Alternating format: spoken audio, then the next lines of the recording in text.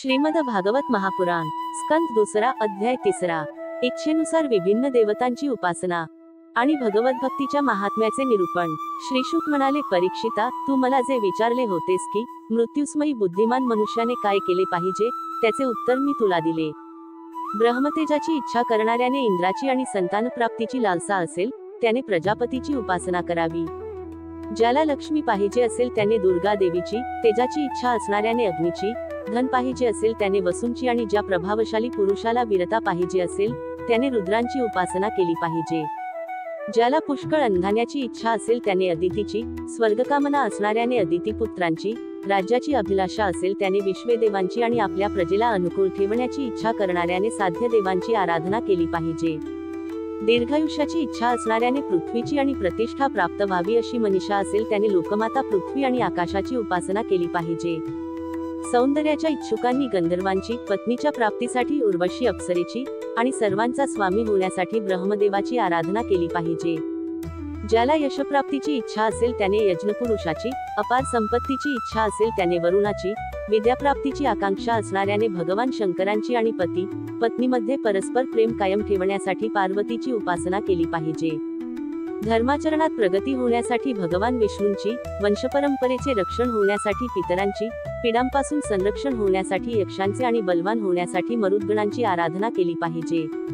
राज्यासाठी मन्वंतरांचे अधिपती देवांना, जादूटोणा करता येण्यासाठी निवृत्तीला, निरनिराळ्या उपभोगांसाठी चंद्राला आणि निष्कामता प्राप्त करण्यासाठी परमपुरुष नारायणांना भजले पाहिजे।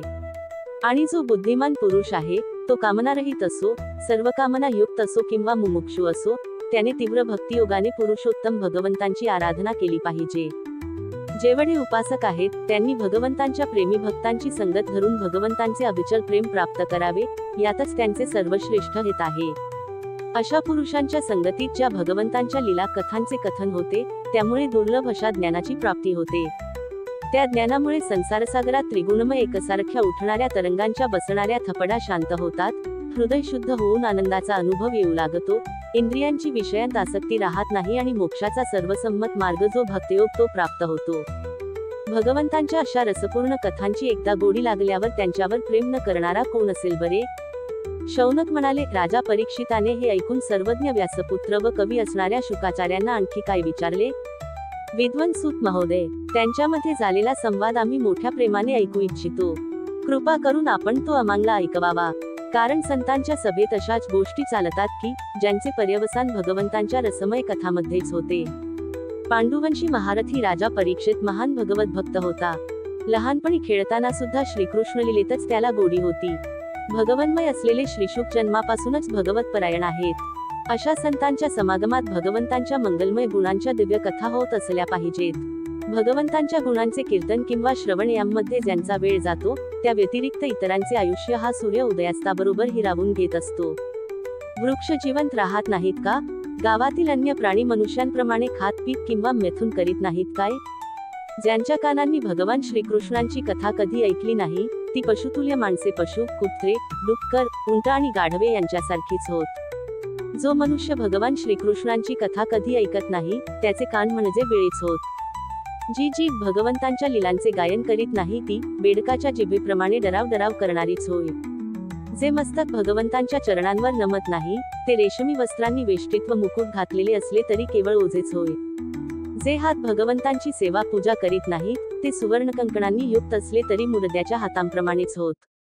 जे डोळे भगवंतांची निवासस्थाने पाहत नाहीत ते मोरपिसांवरील डोळ्यांसारखे निरर्थक होत। जे भगवंतांच्या स्थानांची यात्रा करीत नाहीत ते माणसांचे पाय झाडांसारखेच होत। ज्या मनुष्याने भगवतप्रेमी संतांच्या चरणांची धूळ मस्तकावर धारण केली नाही तो जिवंत असूनही मेल्यासारखाच होय।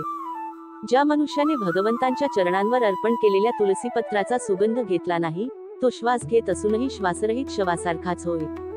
सूत महोदय, भगवंतांच्या मंगलमय नामाचे श्रवण कीर्तन केल्यावरही ज्याचे हृदय विरघळून जात नाही ते हृदय नसून लोखंडच होय। ज्यावेळी हृदय विरघळते त्यावेळी डोळ्यांतून अश्रुधारा वाहू लागतात आणि शरीरावर रोमांच उत्पन्न होतात।